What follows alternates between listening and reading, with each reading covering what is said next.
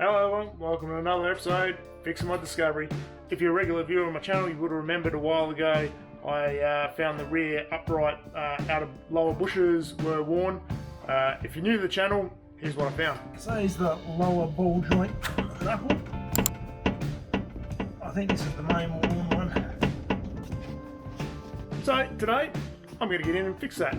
I'll show you how I do it. Okay, and here's the collection of tooling I am using for this job. So let's run through it one at a time. The main, probably biggest thing you're going to need, obviously besides, that's an old one, but besides the new bushes, you're going to need a pair of those because I always do them in two. The biggest thing you need is one of these bush press kits. Now, I've only basically used the 14mm rod out of it. There's the 70-60 size. This one's the 64-54 and the 52-42. So you'll need those combinations with pushing it, or getting the bush out and pushing the new one in. Obviously need some spanners for whatever size nut is on that threaded rod. You'll need a 24mm socket for the lower bush. I've used a deep socket, but you can use a shallow one if you need. I've also got a 22 socket and an 18 for the toe link. You're going to need a torque wrench when you put it all back together. Circlip pliers and a little screwdriver. 21mm ringy. And if you're going to remove the CV nut, which may or may not, a 32mm hammer, a brass strip just to knock the CV back in a little bit, and something to knock the stake out on the nut. Alright, so first step, obviously we need to jack it up, get the wheel off. Now this is the bush in here that I'm going to try and replace. I'll see how it goes without undoing the CV nut. I don't know if it's possible yet. I'll give it a go and see what happens, and see what gets left in the video. Now, also on the back side, we're going to need to remove the toe link bolt. That's a 24mm. Then we've got our lower ball nut. This is a 24, and on the other side of it is a 21.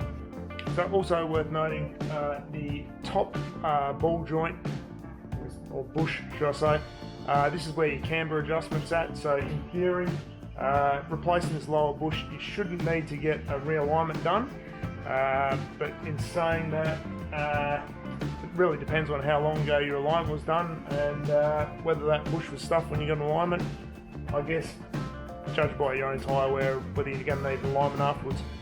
So 18mm here, I think.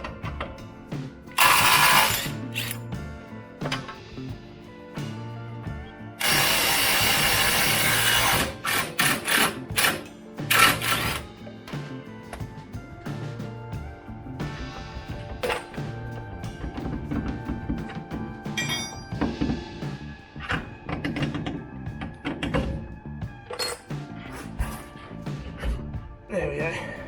So with this all freeing out of place, there is a little snap ring that goes on the back of this bush. We need to remove that. I'll move that over here. I don't think the snap, yeah, they're just small enough to get in there. Yeah, one of those jobs you kind of need 3 arms to get in to do.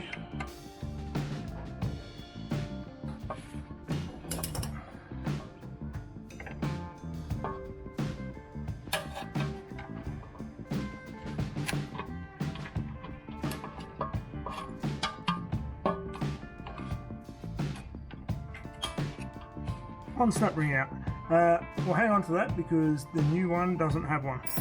Now in order to remove this on the car, I'm just going to use this bearing press tool. You obviously need one that's going to allow that bush, the old bush, to slide into it from the outside, and you're going to need another one that can push from the inside, but it also needs to obviously not be any sort of bigger than that one there, so obviously you're not going to jam it up inside the bore. So that one's about right. I mean, obviously this rubber on the end of it, I'm not going to push this onto the new one because it'll probably destroy it, but the old one doesn't really matter. But anyway, for removing it, this one is the 70-60 and the 54-44. And obviously just a bit of threaded rod between the two. The biggest one that'll fit through this hole is what we'll use.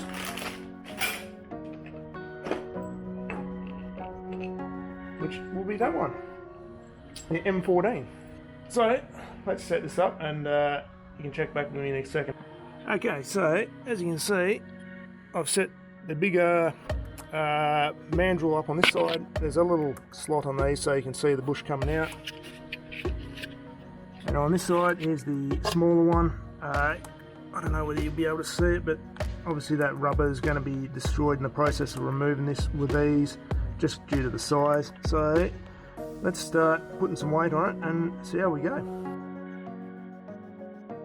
So I was just going to do this on a time lapse, but it's probably one of those things I wanted to chat about a few things, but it's kind of, once getting that initial bit of weight on, this is a bit awkward, it moves around, it's not much fun. Just a little tip as well when you're doing the initial crack off with the getting that bush out. So get your spanner up and get it underneath the, or just in that little groove in the between the shock and the arm. And if you do that, hold it up there. You can put some serious weight on this side, and this doesn't wobble about so much. As soon as it's started to move, it's actually quite easy. Alright, so I ran into a small issue with the original mandrel. It's just a fraction too large for this bore, which if I had a lathe, you know, you just take half a mil off it, no problem. But I don't have that luxury, unlike some other popular Land Rover YouTubers. So what I'm just going to do is go to the 52. It's just basically the next size down, but it is too small for probably the initial push, so I'd use that 52mm one, sorry, that 54mm one initially, and as soon as you need to be going into the bore, hopefully this small one should be okay. Let's give it a go and see what happens.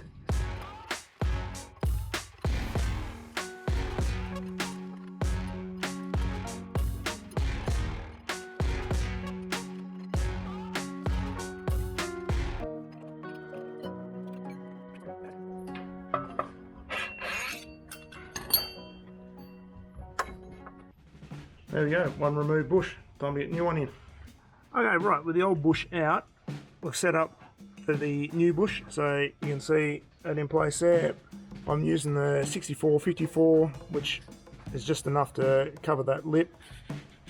And then on this side, I'm just using that same big mandrel that I use on the opposite side for removal. Just make sure that it sits up inside that inside the casting nicely, so it gives you enough clearance. And I've got the little cutout there so I can see it coming through.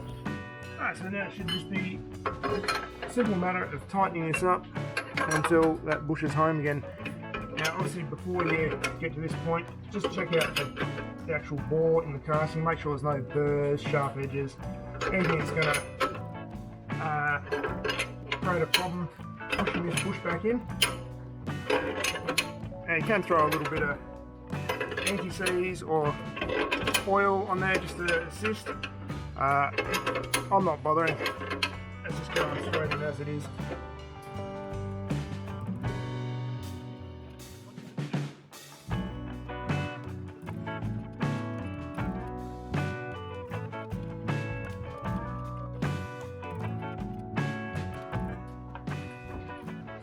Okay, so let's just tighten that up.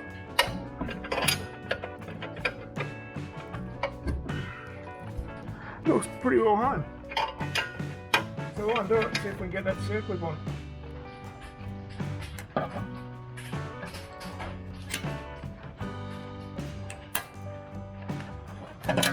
There we go. Like it was made for it.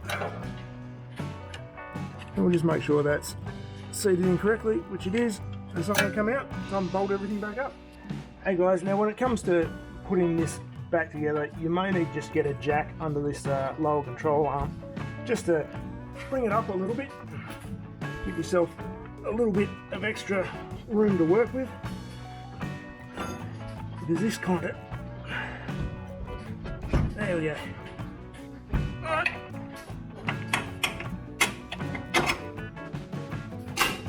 Like I said earlier, there's no adjustment with this bottom bolt. So it is what it is. Just put it back together and bolt it back up. Now because this is a bearing, we don't need to get too worried about what point of the travel this is.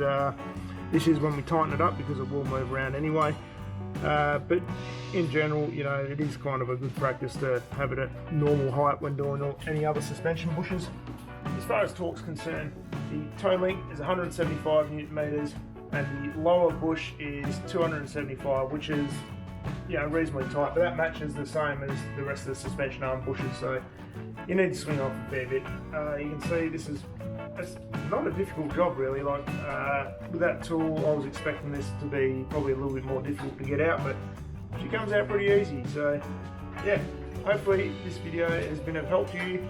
So please, at a bare minimum, just click the thumbs up. A simple click like that really goes a long way to helping the channel out. Please leave a comment if you're really feeling generous. Super thanks, really appreciate it. And channel memberships as well if you want to get earlier access to my content. Thank you very much for watching, and I'll see you on the next one. Bye people.